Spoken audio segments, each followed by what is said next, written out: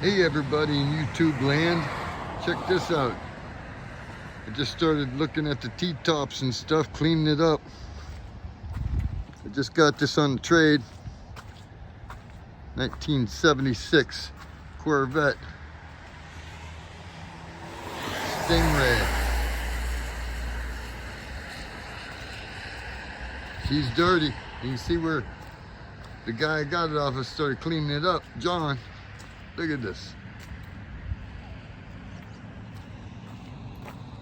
But I took over. I started, if you look, she's dirty as a bug out in the woods. But look at this, everybody. Check this out. Look at this. This is no joke. I got this baby detailed, cleaned like nobody's business.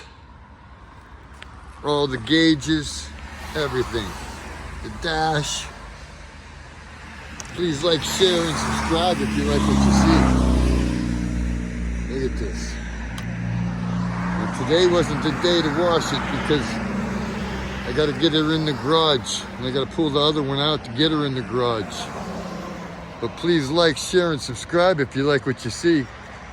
There's the T-tops right there. They're all shiny, spiffy. Already took them off, cleaned them, and put them back on. There's the trunk to that old Mahal orange car in there.